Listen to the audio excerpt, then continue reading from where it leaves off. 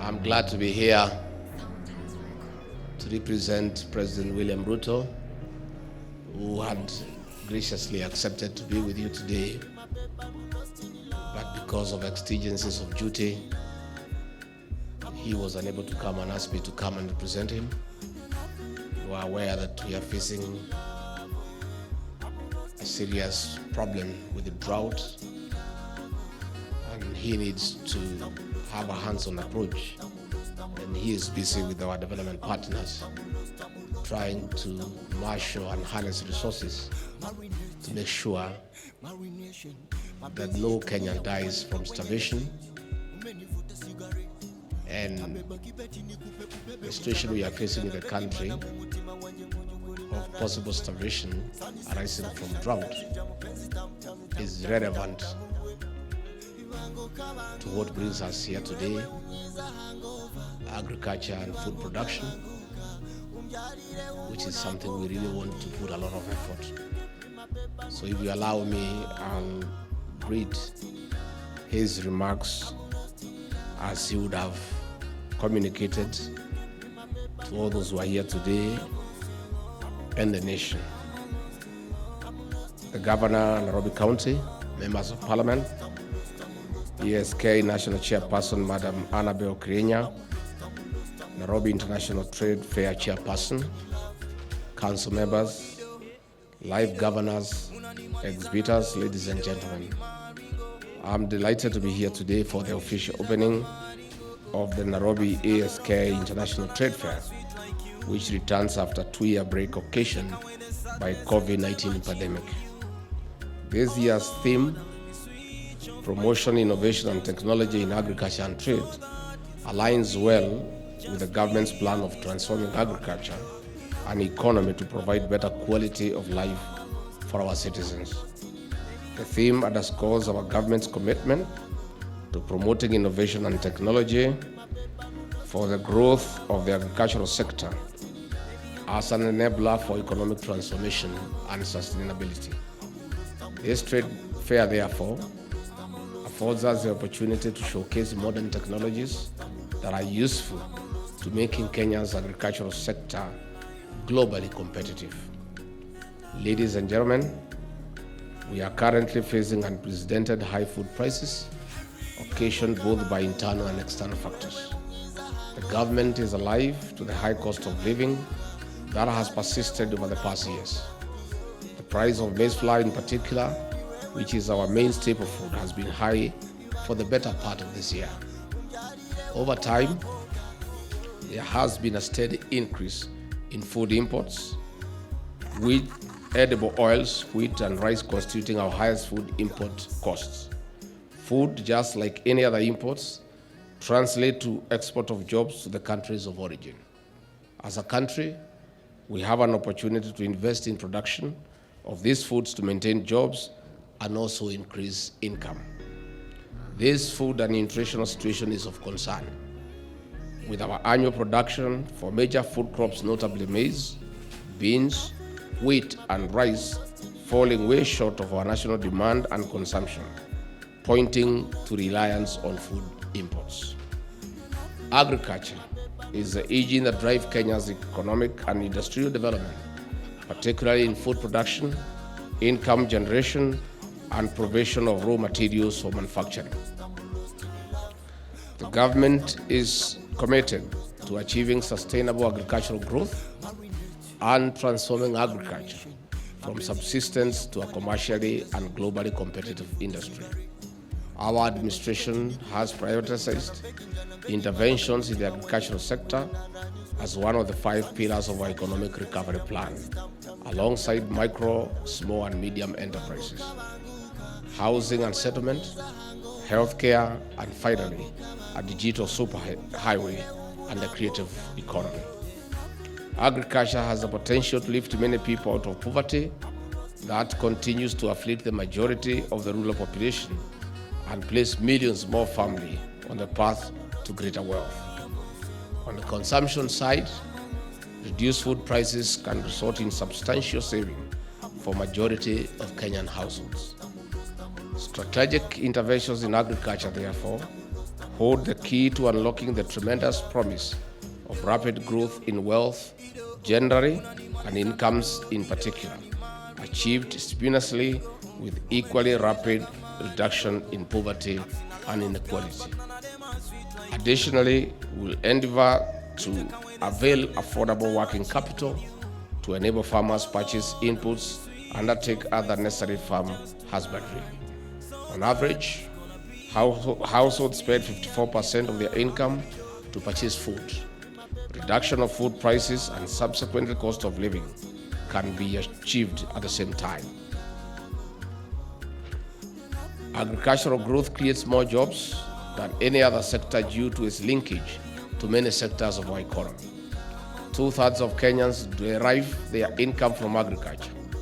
Increasing income to farmers translates to many of our people having more income, which they can spend and spur even more economic growth.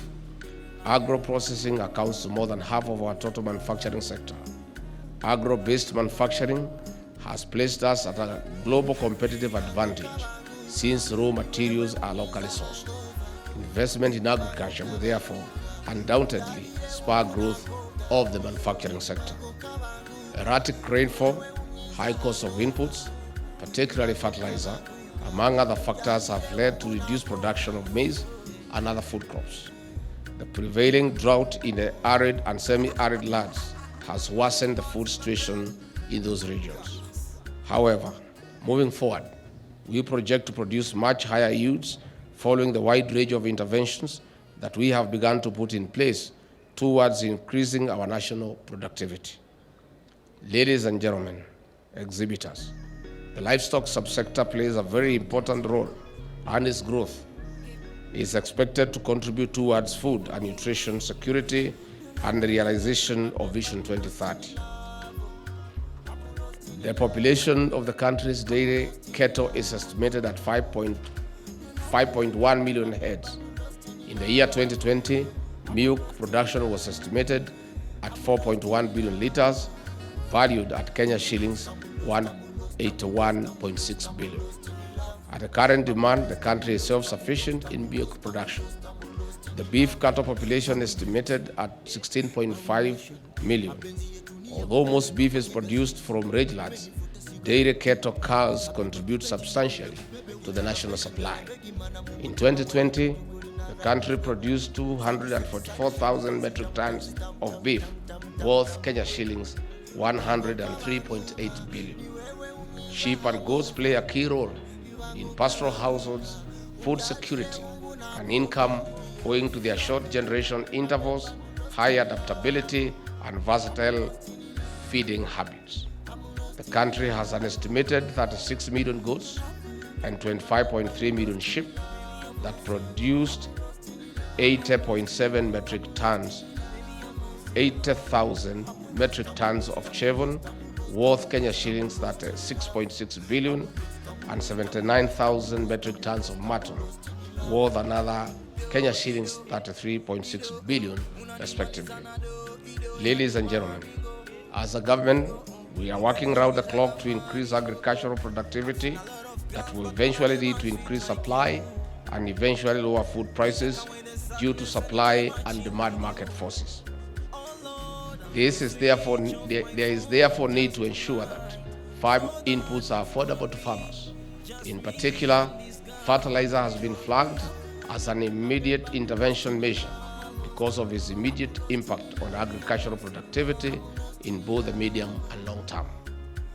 It is against this background that one of our first pronouncements during the inauguration was to lower fertilizer prices from the current 6,500 to Kenya shillings 3,500 per 50 kg bag. To demonstrate this commitment, we have since rolled out the fertilizer subsidy program that has already made available 1.4 million bags of DAP fertilizer to farmers in regions that are planting this short rain season. Modalities to ensure availability of fertilizer for planting in the 2023 long rain season are in place. The net effect of these interventions is an overall increase in the agricultural output across the critical subsectors, including maize, tea, coffee, rice, wheat, and horticultural crops, among others. Ladies and gentlemen, as you are aware, climate change continues to be a challenge to food production systems in the country, as evidenced by frequent floods and drought. To respond to this and build production resilience, the government initiated and is supporting and promoting various adaptive programs. To cushion our farmers from adversities of climate change, the government has committed Kenya shillings 3 billion to implement the crop insurance program, whose objective is to manage risks and agriculture.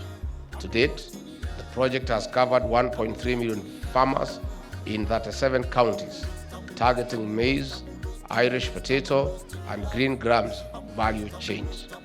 Further, the government will with the support from the World Bank, is implementing the Climate Smart Agricultural Project in 24 counties over a 5-year period, with the objective of increasing agricultural productivity and building resilience to climate change risk in the targeted smallholder farming and pastoral communities in Kenya, and in the event of an eligible crisis or emergency, to provide immediate and effective response. A total of Kenya shillings 27.9 billion is available for this program. Besides supporting community-led projects and mitigating against natural calamity-induced losses, the project also focuses on upscaling climate-smart agricultural practices and puts emphasis on interventions that promote and facilitate adoption of increased productivity, enhanced resilience, and support development of agro-weather forecasting and market information system and their dissemination tools. Ladies and gentlemen, I want to conclude by reiterating the government's commitment to the agricultural sectors as follows. Firstly, provide adequate and affordable working capital to farmers for increased productivity. Secondly, comprehensively manage agricultural-related risks to cushion farmers from uncertainty. Further, assist 2 million food-deficient farmers to become surplus producers through availing affordable finance for inputs and agricultural extension services to increase productivity of key food value chains, maize, dairy, and beef carcass. Additionally, reduce food imports by 30%. Also, revamp underperforming and collapsed export crops, including rice, sugarcane, coffee, cashew nuts, pyrethrum, avocado, macadamia nuts, and fifthly, value addition to tea through blending and branding. Finally, ladies and gentlemen, I once again commend the Agricultural Society of Kenya, the Ministry of Agriculture, Livestock, Fisheries and Cooperatives, the Governor and the County Government of Nairobi, exhibitors and all other stakeholders who contributed towards making this trade fair a success. It is now my pleasure to declare the 2022 ASK Nairobi International Trade Fair officially open. God bless you and God bless Kenya.